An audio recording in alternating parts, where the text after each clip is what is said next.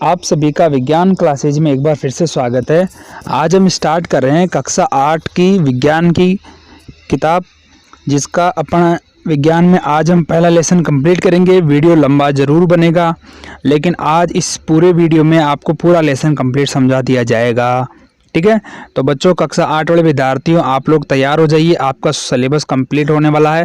अब से हमने वीडियो स्टार्ट कर दी हैं और इसी कड़ी में कक्षा 9th और कक्षा 10th को भी जल्दी शुरू करने वाले हैं। ठीक है, तो आज हम स्टार्ट करते हैं फसल उत्पादन एवं प्रबंधन।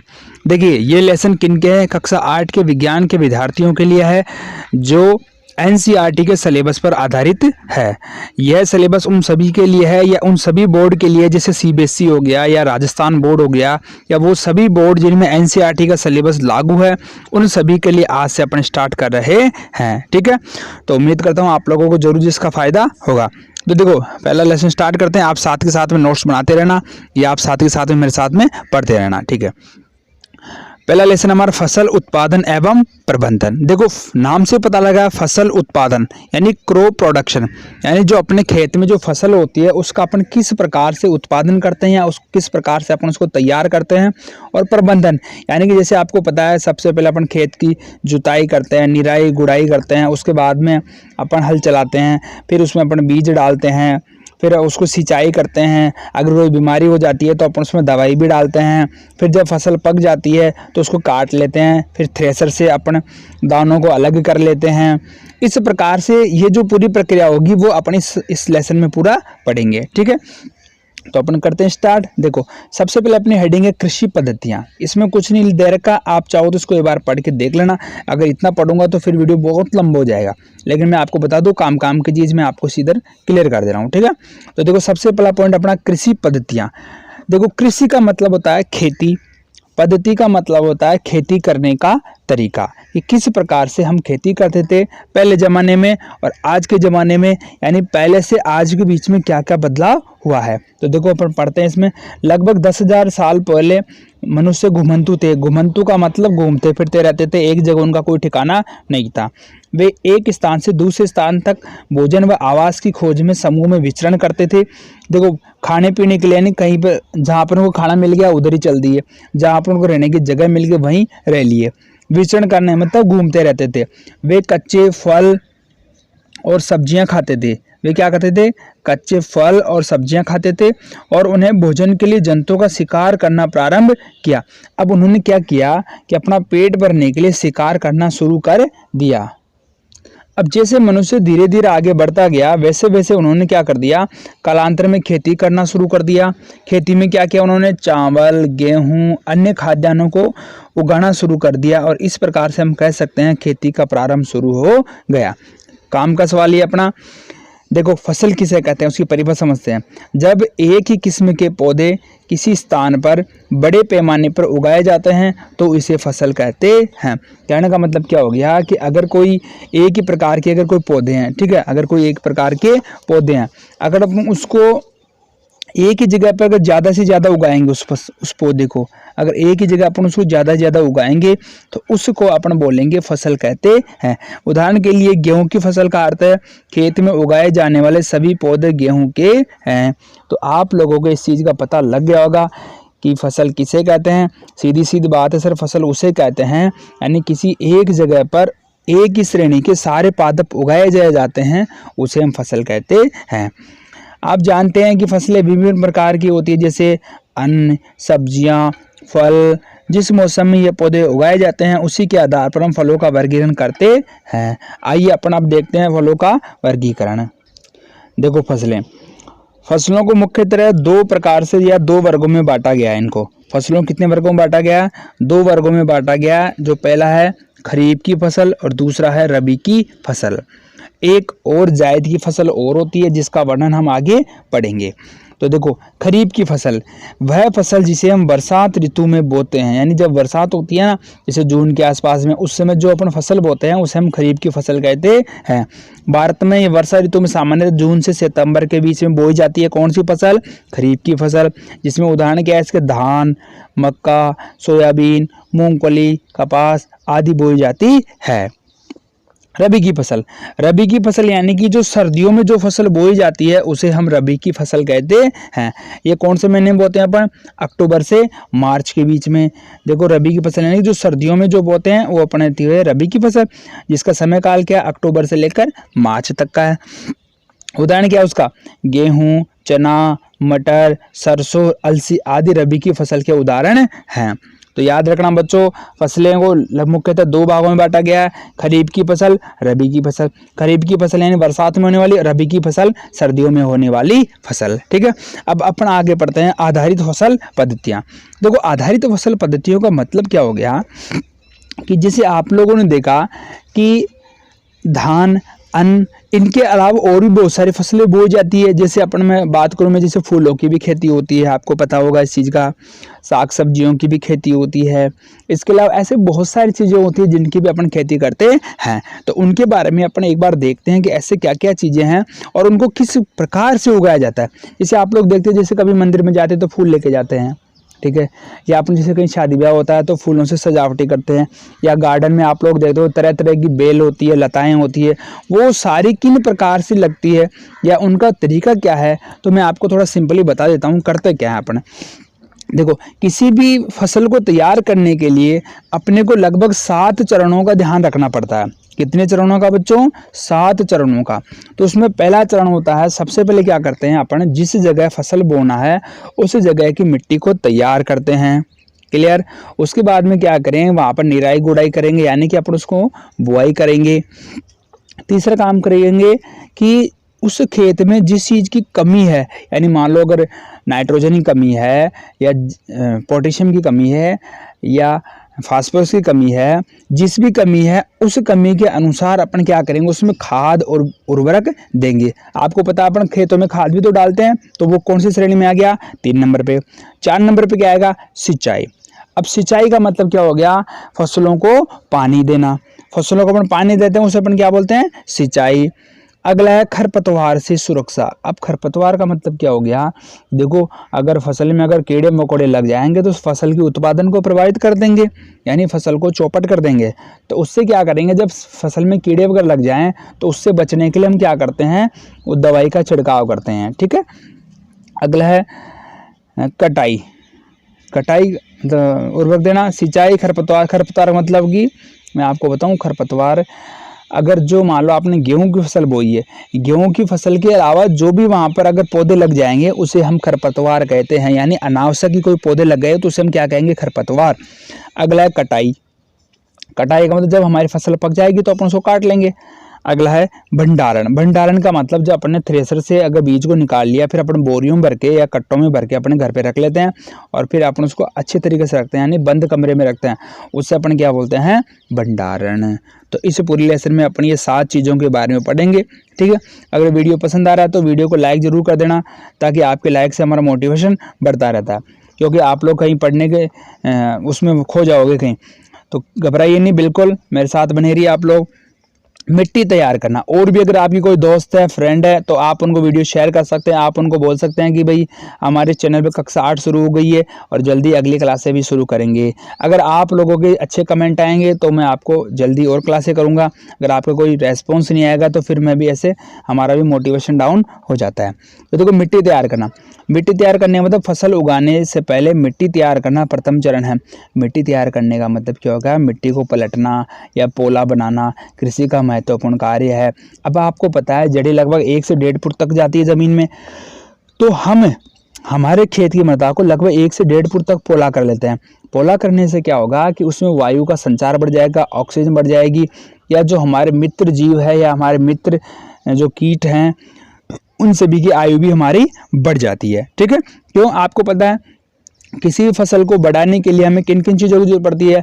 हवा की, हवा का मतलब ऑक्सीजन की, इसके अलावा एलिमेंट्स की जिसमें नाइट्रोजन हो गया, NPK आपने नाम सुना होगा, उन सभी की जरूरत पड़ती है। इसके अलावा हमें पानी की भी जरूरत पड़ती है। वो सारी चीज़ें किस मृदा में होगी? कौन सी मृदा में होगी बच्चों? जिस मृदा में वायु का अच्छा वातन होगा, हम जहाँ पर अच्छी तरीके से उसको पोला करेंगे, उसकी जुताई करेंगे, उसमें से खरपतवार को दूर करेंगे। खरपतवार का मतलब जो अपने घास फूस लग जाती है ना, उसको अपन दूर करेंगे। ये सारी चीज़ें अपन किस में आएगी? किसमें आएगी बच्चों? मिट्टी तैयार करने के तरीके में। ठीक है, अब इसमें देखते देखो, मिट्टी को उलटने पलटने तथा पोला करने की प्रक्रिया जुताई कहलाती है। याद रखना। तो देखिए बच्चों, मिट्टी को उलटने पलटने और पोला करने की प्रक्रिया जुताई कहलाती है। इसे हल चलाकर करते हैं। हल लकड़ी, अरे अपना पाटा नहीं देते कि पाटा, एक मोटा सा मतलब एक चौकोर सा एक वो लकड़ी का होता है, जो अपना उसको क्या करते हैं हल के पीछे पीछे बांध लेते हैं या अपने ट्रैक्टर के पीछे बांध लेते हैं। जिससे क्या होगा, जो भी आपने पलाव वगैरह काटे होंगे, जिस राजस्थानी होंगे वो सारे समझ जाएंगे पलाव काटना। तो पलाव के पीछे जो अपन जो मोटा सा लट्ठर लगाते हैं, उससे क्या होता है हमारा खेत क्या होता है एकदम प्लेन हो जाता है, यानी बड़े बड़े जो खड्डे वगैरह हैं वो ठीक हो जाते हैं उससे। ठीक है, क्योंकि आपको पता है फसल बोना है तो हमें एक समतल भूमि तैयार करना जरूरी है। याद रखना, बुआई और सिंचाई के लिए खेत को समतल करना जरूरी है। ठीक है, यह कार्य पाटल के द्वारा किया जाता है, जिसे अपन पटवा बोलते हैं, इसे क्या बोलते हैं यहाँ पर? पाटल कहते हैं। ठीक है, अब अपन को क्या चाहिए इसमें? कृषि के औजार चाहिए। औजार का मतलब जिनकी मदद से अपन खेती करते हैं वो क्या होते हैं? औजार होते हैं। ठीक है, जिसमें क्या होता है? हल, कुदाली, कल्टीवेटर। हल आप लोग जानते हैं, जैसे पुराने ज़माने में हल नहीं चलते थे क्या? कुदाली, कल्टीवेटर को अपने मान सकते हैं आजकल जैसे ट्रैक्टर के जिसे मतलब नई जो मशीनें होती है वो क्या होती है? कल्टीवेटर कहलाती है। तो अपन अभी देख लेते, देखो हल क्या है। हल प्राचीन काल में काम में आता था। हल देखो आपको लोगों को डायग्राम दिखा देता हूँ मैं, ये देखो बच्चों, इसीलिए तो मैंने किताब लिया है। मेरे पास देखो बोर्ड अभी अवेलेबल नहीं है, बोर्ड जब होगा, क्योंकि मैं थोड़ा आउट आ रखा हूँ इसलिए। हल देखो, ये हो गया इसका हल, ये हो गया इसकी जोत, ये हो गया इसका फाल, ये नीचे वाला क्या हो गया? इसका फाल हो गया। ठीक है, इसको मैं आपको इधर के डायग्राम और ढंग से दिखा देता हूँ। देखो हल में थोड़ा वीडियो में प्रॉब्लम आ रही है क्योंकि मोबाइल से खींच रहा हूँ इसलिए। ये इसका फाल हो गया, इसका हल सेप्ट हो गया, ये इसका, ये देखो ये वाला है इसका भाग है। ठीक है, यानी कि इस प्रकार से हल होता है। अब आज के ज़माने में हल कोई काम में नहीं लेता, लेकिन आपको पता होगा दोस्तों कि पिछले ज़माने में हल ही थे लोगों के पास में, पहले ट्रैक्टर वगैरह नहीं थे, पहले क्या था? केवल हल ही से काम चलता था। तो देखो, प्राचीन काल में हल का उपयोग होता है जुताई, उर्वरक, खाद, खरपतवार निकालने के लिए या खेत को कुचलने के लिए। अब अपन क्या करते थे? हल को घोड़े या ऊंट की सहायता से खींचते थे या अपन बैल की सहायता से भी इसको खींचते थे। ठीक है, इसमें लोहे की मजबूत तिकोनी पत्ती जिसे फाल कहते हैं, जैसे भी मैंने आपको बताया ना, जैसे मैं आपको डायग्राम में दिखाऊंगा, इधर ऐसे देखो बना के दिखाऊँ, जैसे मतलब ये देखो इधर ये इसी हल होता है ना इसका, ये तिकोना भाग, ये क्या है? इसका फाल है। क्यों? ये जमीन में टच करता है नहीं, ये भाग क्या है? इसका फाल है। ठीक है, फाल कहते हैं। हल का मुख्य भाग लंबी लकड़ी का बना होता है जिसे हल सेप्ट कहते हैं, यानी कि ये जो तिकोना भाग है जिससे जुड़ा होता है उसे हम हल सेप्ट कहते हैं। ये तीनों चीज़ें मैंने अभी आपके डायग्राम में भी दिखा दी है। ठीक है, और इसके एक सिरे पर हैंड होता है, दूसरा सिरा जोत के डंडे से जुड़ा होता है जिससे बैलों की गर्दन के ऊपर रखा जाता है। ये देखो बैलों की गर्दन के ऊपर अपने रख दिया, जिसको अपन बोलते हैं जोत। एक जोड़ी बैल व एक आदमी से चलता चला, देखो एक जोड़ी यानी दो तो बैल है और एक आदमी इसको आराम से इसको चला सकता है। ठीक है, पहला तैयार होगा। दूसरा है कुदाली, ये एक सरल औजार है, इसका उपयोग खरपतवार निकालने के लिए। अब मैं आपको कुदाली दिखा देता हूँ, इसमें डायग्राम होगा तो अपने पास में बिल्कुल है और आप लोग सब लोग जानते भी हैं, सारे गाँव के हैं सारे। देखो ये हो गया इसका कुदाली, ये क्या है? इसकी कुदाली। ठीक है, डायग्राम में दिख रहा है आप लोगों को, ये क्या है? इसकी कुदाली है। यानी इसका इस्तेमाल क्या होता है? अपने खेत के अंदर से खरपतवार वगैरह निकालने के लिए इसका इस्तेमाल होता है, और भी जैसे कृषि कार्यों में इसका इस्तेमाल होता है। तीसरा आ गया कल्टीवेटर, यानी कल्टीवेटर जिसकी अपन बात करें थे ट्रैक्टर। ट्रैक्टर के पीछे जो हल लगा होता है, जो मतलब यंत्र की तरह दिखाई देता है आप लोगों को, वो क्या होता है? आपका कल्टीवेटर। ठीक है, तो पहला अपना पार्ट पूरा हो गया। देखो पहला पार्ट क्या था? मिट्टी तैयार करना, दूसरा अपना बुआई करना। तो अपन जब हमने खेत में मिट्टी तैयार कर ली है तो अपन अब क्या करेंगे भैया? यहाँ पर बुआई शुरू करेंगे। ठीक है, तो बुआई फसल उत्पादन का सबसे महत्वपूर्ण चरण है। बोने से पहले अच्छी गुणवत्ता, साफ और स्वस्थ बीजों का चयन किया जाता है। किसान अधिक उपज के लिए बीजों को प्राथमिकता देता है। यानी कि आपको पता है, जैसे अपन कई बार अपने खेत में बोने के लिए अच्छे बीज लेके आते हैं ना, जैसे संकर बीज लेके आते हैं या उन्नत किस्म के ऐसे बीज लाते हैं जिससे हमारी फसल ज़्यादा से ज़्यादा हो या जिसमें बीमारियाँ कम से कम लगे। तो इनको पहचान करने का तरीका क्या होता है? पहचान करने का मैं आपको तरीका एक बता देता हूँ। ठीक है, यानी कि जैसे मान लीजिए आपने एक बाल्टी ली, इसमें पानी भर दिया आपने। ठीक है, बाल्टी ली आपने, इसमें पानी भर दिया। अब आप इसमें बीज डालेंगे इसमें। देखो कुछ जो हल्के जो थोथे बीज होंगे वो तो पानी के ऊपर आ जाएंगे और जो भारी होंगे वो थोड़ा सा नीचे बैठ जाएंगे। तो जो हल्के वो थोथे बीज है अपन उनको बाहर निकाल लेंगे, क्यों, ये कोई काम के बीज नहीं है। इस प्रकार से हम क्या करेंगे, जो मोटे ताजे स्वस्थ बीज होंगे उनको अपन अलग करके इनको सुखा कर खेत में इनको बोलेंगे। ठीक है, तो देखो अच्छे और स्वस्थ बीजों को क्षतिग्रस्त बीजों से अलग करने की सबसे अच्छी विधि है जो मैंने अभी आपको बताई है, पानी वाली विधि सबसे अच्छी विधि है। अब इसमें थोड़ा सा अपन देख लेते हैं कि मैं आपको दिखा दूं किस प्रकार से अपन बुआई करते हैं। तो बुआई में आप लोग ये डायग्राम देख रहे हैं, डायग्राम देखते समझ गए होंगे सारे। इसको अपन बोलते हैं सीड ड्रिल। क्या बोलते हैं, सीड का मतलब होता है बीज, ड्रिल का मतलब नीचे बोना। ठीक है, यानी बीज को बोने का काम में आता है। ये हुआ सीड ड्रिल। जैसा कि आप लोगों को आजकल दिख रहा है ट्रैक्टर का पीछे लगा होता है, ये क्या होता है, सीड ड्रिल। इसके द्वारा बीजों में समान दूरी व गहराई बनी रहती है। क्यों, क्योंकि आप देखो इनके बीच में समान दूरी है और एक समान लंबाई के होते हैं, एक समान गहराई के होते हैं। तो एक समान मात्रा में सारे बीज जमीन में बोए जाएंगे। ठीक है, दूसरा इसके द्वारा जब जमीन में इसको अच्छी तरह से डाल देते हैं तो क्या होते हैं, जो अपने खेत जो होते हैं तो पीछे जो पक्षी वगैरह चलते हैं ना, वो भी क्या करते हैं, बीज को उठा उठा खा जाते हैं। अगर बीज को ज़्यादा खा जाएंगे तो अपनी फसल तो चौपट हो जाएगी भैया। तो इसका ये भी फायदा है कि ये अपने बीजों को खराब होने से बचाता है, यानी पक्षियों द्वारा खाए जाने से भी इसको रोकता है। ठीक है, तीसरा फायदा क्या हो गया, इससे अपना समय बच रहा है और मेहनत भी बच रही है। ठीक है, तीसरा पार्ट अपना खाद व उर्वरक मिलाना। आपको वीडियो कैसा लग रहा है, थोड़ा आपको वीडियो क्वालिटी में थोड़ा डाउन दिखाई देगा आपको। बाकी अगर मेरी आवाज़ अगर आपको समझ में आ रही तो कमेंट करके मुझे आप ज़रूर बताएंगे। ठीक है, तीसरा टॉपिक अपना खाद व उर्वरक मिलाना, यानी कि सबसे पहले क्या करनी है आपने, भैया मिट्टी तैयार कर ली, उसके बाद में क्या किया आपने, बीज को बो दिया यानी बुआई कर दी। उसके बाद में अपन क्या करेंगे, जब हमारा बुआई हो गई फिर अपन क्या करेंगे, खेत में खाद वगैरह डालेंगे या उर्वरक डालेंगे। कई जगह क्या होता है कि उर्वरक को या खाद को पहले डाल देते हैं, कई जगह क्या होता है फसल को बोने के बाद में डाल देते हैं। ठीक है, तो वे पदार्थ जिन्हें मिट्टी में पोषक स्तर बनाए रखने के लिए मिलाया जाता है उन्हें खाद या उर्वरक कहते हैं। याद रखना मेरी बात को, यानी कि वे पदार्थ जिन्हें अपन मिट्टी में मिलाते हैं, क्यों मिलाते हैं, ताकि उससे हमारी मिट्टी की उर्वरक क्षमता बढ़ जाए। तो हमारे खेत की या हमारे जो फसल है उसकी उर्वरक क्षमता को बढ़ाने के लिए या उसके पोषक तत्वों को बढ़ाने के लिए अपन उसमें जो चीज़ मिलाते हैं उसे अपन खाद या उर्वरक कहते हैं। ठीक है, देखो खाद क्या देते हैं, देखो खाद दो प्रकार की होती है। एक तो होती है अपने जैसे गोबर वाली खाद हो गई या केचो वाली खाद हो गई, जिसे अपन वर्मी कंपोस्ट भी कहते हैं। और एक उर्वरक वो होता है जो अपन बाजार से कट्टा लेके आते हैं 50 किलो का, यूरिया का, डीएपी का। तो इन दोनों में ध्यान रखना, फर्क होता है, खाद और उर्वरक में फर्क भी होता है, जो इस वीडियो में आगे आपको मैं समझाऊंगा। ठीक है, आगे चलते हैं बच्चों।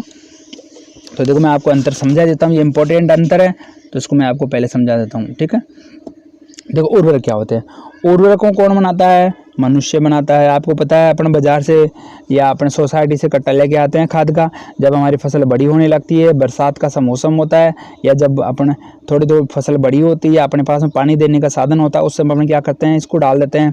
खाद एक प्राकृतिक पदार्थ है जो गोबर व पौधों के अवशेषों व विघटन से प्राप्त होता है। आप सभी इस चीज़ को जानते हैं कि गोबर पशुओं का गोबर होता है या अपने पेड़ पौधों की पत्तियाँ होती है, वो सारे इसी के अंतर्गत आता है। अगला है उर्वरक का उत्पादन फैक्ट्रियों में होता है। इसको किस में बनाते हैं अपन, फैक्ट्रियों में बनाते हैं। खाद खेतों में तैयार की जाती है।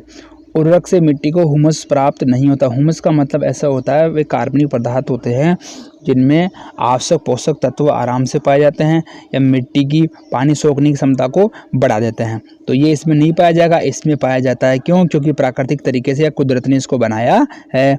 उर्वरक में पोषक पदार्थ जैसे नाइट्रोजन, फास्फोरस, पोटेशियम यानी NPK प्रचुर मात्रा में होते हैं। क्यों, क्योंकि भैया इनको बनाया इसी हिसाब से गया है कि ताकि यहाँ पर आप लोग इसको पूर्णतः बता सकें कि हाँ हमारा जो उद्देश्य था उर्वरक बनाने का वो हमारा पूर्ण होता है। खाद में पादप पोषक तत्व तुलनात्मक रूप से कम होता है। कहने का मतलब हो गया भाई उर्वरक को क्या किया हमने, हमें पता है कि पेड़ पौधों को कितनी नाइट्रोजन चाहिए, कितनी फास्फोरस चाहिए, कितनी पोटेशियम चाहिए, उसी आधार पर इसको बनाया गया।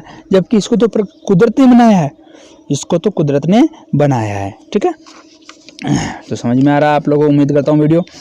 अगला है खाद के लाभ। खाद के लाभ देखो, पहली बात तो खाद क्या होती है भैया, प्राकृतिक तरीके से बनाई जाती है। खाद किस तरीके से बनती है, प्राकृतिक तरीके से बनती है, तो लाभ ही लाभ है। खेत की जल धारण क्षमता को बढ़े, जल धारण क्षमता का मतलब क्या होगा कि कितनी मात्रा में खेत में पानी सोख सकता है या उस पानी को रख सकता है। मिट्टी भुरभुरी व सैरंध्र हो जाती है, यानी कि मिट्टी अच्छी हो जाती है, गैसों का आदान प्रदान अच्छा हो जाता है, जिससे उसमें रहने वाले जीव आराम से जिंदा रहते हैं। इसमें मित्र जीवाणुओं की संख्या बढ़ जाती है। आपको पता है कुछ अपने मित्र भी होते हैं, कुछ अपने शत्रु भी होते हैं, उसी प्रकार फसलों के भी दोस्त होते हैं, फसलों के दुश्मन भी होते हैं। इसे जैविक खाद से मिट्टी का गठन में सुधार होता है। कुल मिला के फायदा है खाद को देने से। ठीक है, अब देखो सुनो, सिंचाई, अगला पॉइंट आ गया अपना सिंचाई। सिंचाई में आपको पहले बता दूं, सिंचाई का मतलब क्या होता है, फसल को पानी देना। अब आपको पता है दिन भर थोड़ी हम रोजाना थोड़ी फसल को देते हैं अपन उसी पौधे को। देखो मैं आपको परिभाषा बताऊँ, एक निश्चित अंतराल के बाद में अगर आप खेत में पानी दे रहे हैं तो उसे हम सिंचाई कहते हैं। एक निश्चित अंतराल के बाद में अगर आप खेत में पानी दे रहे हैं, एक निश्चित अंतराल के बाद खेत में पानी देना सिंचाई कहलाता है। सिंचाई का समय बारंबारता फसलों की मिट्टी व ऋतु पर निर्भर होता है। यानी कि आप देखते हैं कौन सी के अंदर इसमें फसल में, किसी फसल में आपको ज़्यादा देना पड़ता है, किसी फसल में आपको कम देना पड़ता है। ठीक है, तो देखो मैं आपको बताऊं, जैसे एक बात देखो, आप लोग पेड़ पौधों में पानी के बिना क्या फसल लग सकती है क्या? बिल्कुल नहीं लग सकती सर। पौधों में लगभग 90% भाग किससे बना होता है? पानी का होता है। जल बहुत जरूरी है। और पानी के स्रोत कौन कौन से हैं? जैसे कुएं हो गए, नलकूप हो गए, तालाब हो गए, झीलें हो गई, नदियाँ हो गई, बांध हो गए, नहर हो गए, वो सारे किसके स्रोत है? हमारे सिंचाई के स्रोत है। अगर आपके एग्जाम में क्वेश्चन आ जाए तो आप लोग कर देना इसे सिंचाई के क्या क्या स्रोत हैं। अपन ये देखते हैं, देखो इसको पारंपरिक, यानी कि पहले के पुराने ज़माने में लोग कैसे करते थे सिंचाई। पहला है मोट, चेन पंप, ढेकली, रेट। ठीक है, देखो दिखाओ मैं आपको, देखो इस प्रकार ये तो हो गया मोट। ठीक है, ये हो गया आपका, देखो इसका फायदा हो गया अपने बुक रखने का, नहीं आप समझ नहीं पाते। ये हो गया अपना चेन पंप, दिख रहा है आप लोगों को चेन पंप।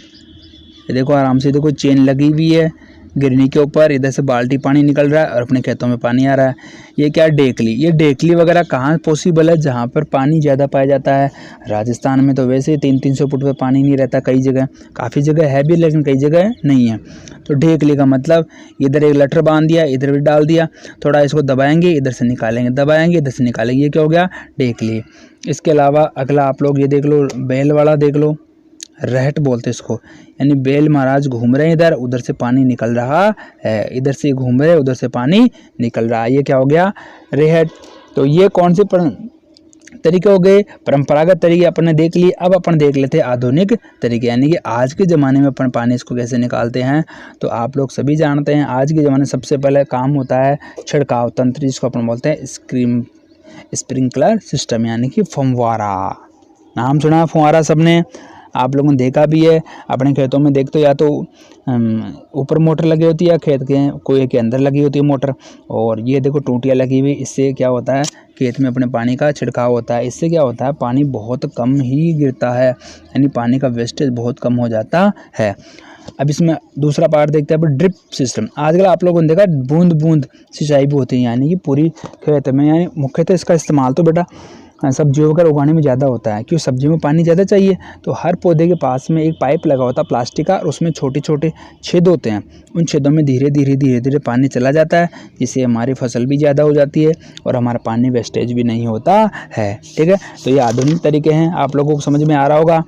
अब खरपतवार से सुरक्षा, देखो अपने 7 पॉइंट पढ़ रहे हैं, उसमें अगला पॉइंट पढ़ रहे हैं आज हम हम खरपतवार से। खरपतवार का मतलब मुख्य फसल के अलावा जितने भी पौधे लगे होते हैं उन सभी को अपन खरपतवार कहते हैं, और उसको अपने को हटाने जरूरी है। नहीं तो क्या होगा? नहीं तो ये होगा कि गेहूं की, मान लो अपने खेत में गेहूं बोए, गेहूं की फसल तो होगी नहीं, गेहूं के अलावा सारी फसल हो जाएगी, तो वो अपने किस काम की? ठीक है, तो खेत से कई अवांछनीय, यानी अवांछनीय मतलब जिसकी अपने को ज़रूरत नहीं है, पौधे प्राकृतिक रूप से फसल के साथ उगाते हैं। इन अवांछनीय पौधों को खरपतवार कहते हैं। क्लियर हो गया? खरपतवार हटाने को निराई भी कहते हैं। निराई गुड़ाई अभी मैंने आपको शब्द बताया था कि निराई गुड़ाई क्या होता है। ठीक है, खरपतवार हटाने को निराई कहते हैं। आगे देखते हैं अपन। देखो खरपतवार करते क्या है, खरपतवार क्या करेंगे, हमारे फसल की वृद्धि और विकास को कम कर देंगे। क्योंकि एक बात सोचो, मान लो अपने घर में 2 बच्चे हैं, 2 के साथ में 2 बच्चे और आके बैठ गए, तो खाना तो आप लोगों के पास में 2 बच्चों का ही है, 2 और आ गए तो 4 हो गए। तो 4 में क्या होगा, अपने को घाटा हो जाएगा। हमारे दोनों बच्चे, 2 हमारे घर वाले बच्चे थे, वो भी पोषण नहीं ले पाएंगे और बाहर वाले भी नहीं ले पाएंगे। यानी कि हमारी गेहूं की फसल में अगर दूसरी फसल लग गई तो क्या होगा, हमारे गेहूं की फसल का उत्पादन घट जाता है। ठीक है, चले आगे अपन। अब देखो सुनो, अब इसको दूर कैसे करना है।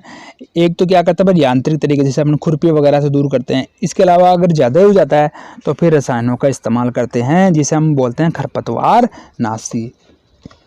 देखो ये रहा खरपतवार नाशी, खरपतवार नाशी जैसे 2,4-D। ये उदाहरण याद कर लेना। किसी एक खरपतवार नाशी का उदाहरण बताइए, आपके बोर्ड एग्जाम में क्वेश्चन आ सकता है। किसी एक खरपतवार नाशी का उदाहरण बताइए, 2,4-D।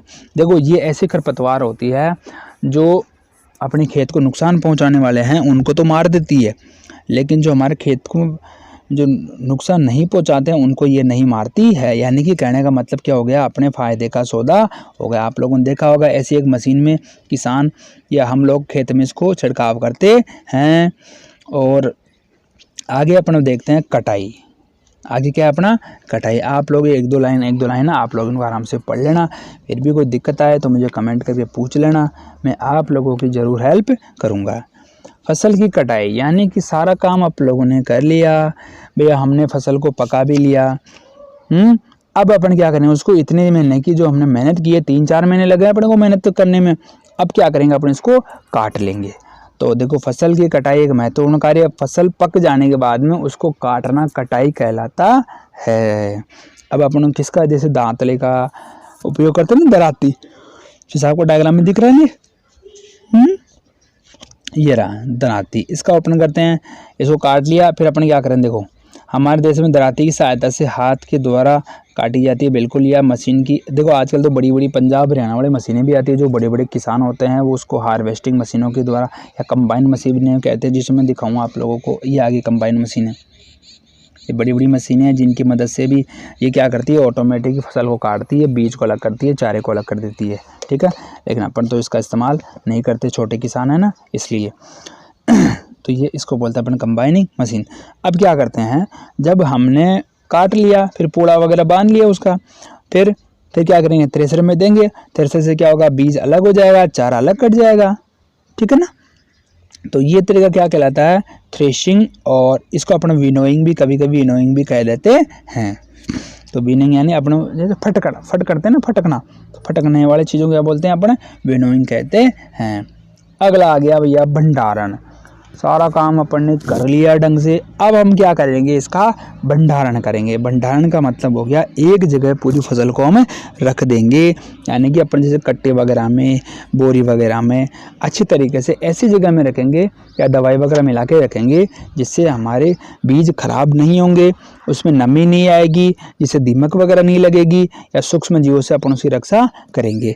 या आप लोगों को पता होगा कि जैसे बड़े बड़े प्लांट होते हैं वो क्या करते हैं, एक मतलब बहुत बड़ा पात्र लेते हैं, ठीक है, जिसको अपन साइलो भी बोलते हैं। क्या बोलते हैं उसको अपन, साइलो। ये क्या करते हैं, धातु के बने होते हैं, लोहे के या स्टील के बड़े बड़े पात्र होते हैं, जिसमें अनाज भर के रखते हैं। जिससे क्या होता है, अनाज हमारा खराब नहीं होता है।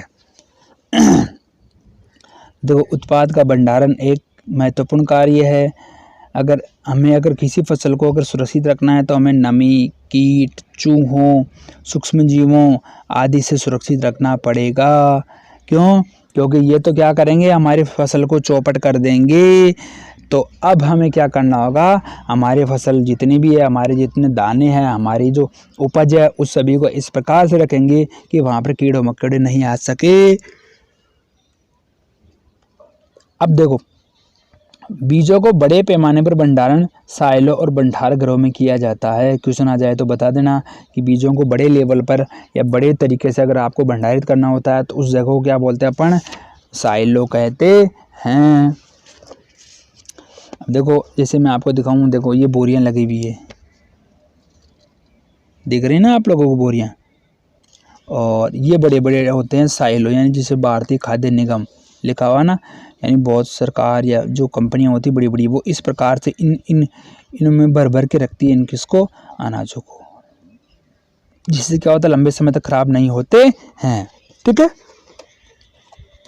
इस प्रकार से हमारा लेसन होता है समाप्त। देखो, जंतुओं से भोजन, जंतुओं से भोजन का मतलब क्या हो गया, अब अपने को पता है जो हमारा चारा वगैरह होता है वो जानवर तो खाते हैं, तो वो चारा खा रहे हैं तो हमें कुछ ना कुछ दूध वगैरह, दही, दूध, मक्खन भी तो मिल रहा है, तो वो सारी चीज़ें क्या कहलाती हैं, यानी कि जो जानवरों को अपन पालते हैं उससे क्या बोलते हैं अपन पशुपालन, और पशुपालन भी हमारा खेती पर डिपेंड करता है। ठीक है, तो ये आपका लेसन था और ये अपना लेसन कंप्लीट हो गया। अगर आप लोगों को इस लेसन के क्वेश्चन आंसर भी चाहिए तो मैं आप लोगों को इसकी क्वेश्चन आंसर भी अवेलेबल करवा दूंगा। आपको वीडियो के डिस्क्रिप्शन में इसके क्वेश्चन आंसर के मतलब उत्तर भी इसके मिल जाएंगे, आप इसको डायरेक्ट डाउनलोड कर लेना। ठीक है, यानी जितने भी अपने क्वेश्चन है ना उन सारे के सवाल और उनके नीचे उनके जवाब आपको वीडियो के डिस्क्रिप्शन में इसका लिंक मिल जाएगा। आप आराम से उन क्वेश्चनों का आप कर सकते हैं, नोट कर सकते हैं, नोट करना चाहो तो नोट कर लेना। ठीक है, इस प्रकार से हमने आज हमारा एक लेसन कंप्लीट कर लिया है। उम्मीद करता हूँ आपको वीडियो पसंद आएगा। और मैं एक बात बताऊँ आप लोग, अब आप मेरे साथ के साथ में बुक को पढ़ते जाओ, मेरे साथ के साथ में सिलेबस कंप्लीट करते जाओ। ठीक है, उम्मीद करता हूँ आपको जानकारी पसंद आई है। जानकारी पसंद आई है तो वीडियो को लाइक, शेयर, सब्सक्राइब ज़रूर कीजिएगा। अगर आपके कोई कमेंट नहीं आएंगे तो हमारा मोरल डाउन हो जाता है, जिस वजह से आगे वीडियो नहीं बना पाते हैं। और अपने आपके जितने भी दोस्त हैं उन सभी को शेयर कीजिए। अब अपन मिलते हैं अगले वीडियो में। देखो, हमारा पहला लेसन हो गया फसल उत्पादन प्रबंधन। अगला अपन वीडियो देखेंगे सूक्ष्म जीव मित्र व शत्रु। ठीक है, इसी के साथ हम विदा लेते हैं। आज इतना ही, धन्यवाद। जय हिंद, जय भारत।